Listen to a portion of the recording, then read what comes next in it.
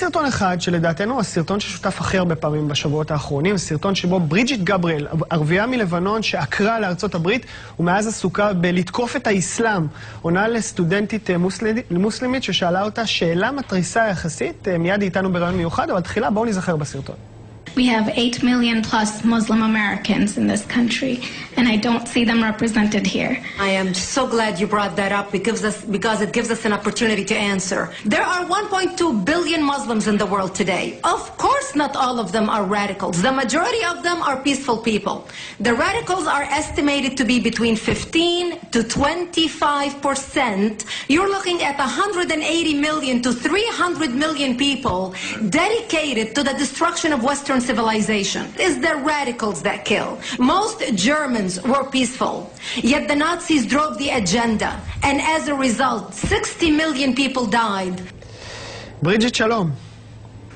שלום. אני מבין שאת מדברת גם כמה מילים בעברית, זה נכון? בטח אני מדברת עברית, גרתי במבשרת ציון ובירושלים, עבדתי בבנייני אומה, אבל בגלל אני לא מדברת עכשיו, I prefer to do it in English because I will understand it much better and it will flow much better. זה דווקא נשמע לי כמו עברית מושלמת, מה שהיה עד עכשיו, את יודעת. לא רע בכלל. Thank you. I worked as a קריינית, I was the news anchor for Middle East television, טלוויזיה המזרח התיכון. אוקיי, ספרי לי קצת על עצמך לפני הפרק של ישראל בחייך. כאמור התגוררת בלבנון, נכון? I was born in Lebanon and I was raised in Lebanon during the war. My 9/11 happened to me in Lebanon in 1975 when Palestinians and Islamists blew up my home, bombed my home, bringing it down, burying me under the rubble wounded. I ended up in a hospital for 2.5 months and later ended up living in a bomb shelter underground for 7 years from the age of 10 till the age of 17. I come from the town of Marjayoun in the security zone, and I used to go to Israel in and out all the time through the Gaderet Tova. ויש גם עניין עם אמא שלך My mother was wounded and was treated in Safad Hospital in Israel during the Milchamat Galil in 1982 when Israel went into Lebanon. And those days, I spent 22 days in Ifat, and those days really changed my life.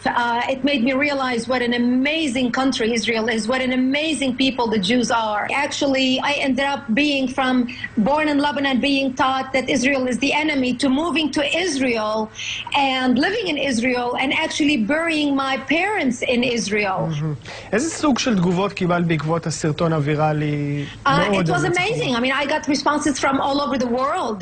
I got speaking engagements from all over the world. Australia, Brazil, South Africa. It created an open dialogue in an area where a lot of people are afraid to venture, are afraid to get into those very uncomfortable discussions about where are the true moderate Muslims. When you see radicals killing children, like what they did in Israel, kidnapping 3 teenagers and killing them, where is the outcry of the world? I mean, we understand fighting soldier to soldier, but when you start killing civilians and doing it in the name of your religion, because we see that most terrorists always use verses from the Quran as to justify why they did their horrible acts of murder.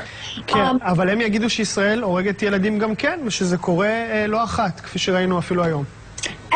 Israel only reacts when Israel is provoked. I can tell you my experience. When I was in Lebanon and the Palestinians surrounded our town to take us, to bomb us before Israel liberated us, the Palestinians used to put their cannons and their artillery in front of our bomb shelter.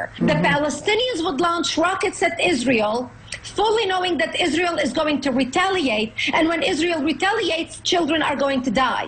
My mother almost died fighting with a Palestinian leader, begging him to move his cannon, explaining to him that we were 9 children in a bomb shelter, and they would not move it. He wanted to shoot her.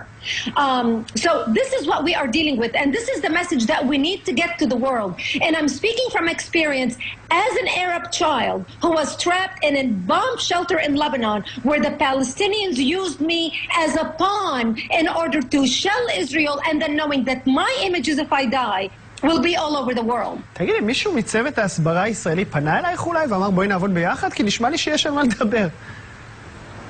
No, not yet. I remember speaking at Duke University back in 2004, and I was instructed by Hillel, which is a Jewish organization on campus, not to mention the word Palestinian, not to mention the word suicide bombing, not to mention the word terrorism, and here we were speaking about Israel on a pro-Israel rally. And I was condemned after I gave my speech by Hillel and the Jewish community because I offended the Palestinians when I talked about how Palestinians send suicide bombers and blow their children up just to kill Jews and Christians. The Jewish community did not like those words at that time, and they stayed away from reaching out to me and working with me and getting the message out to the rest of the world.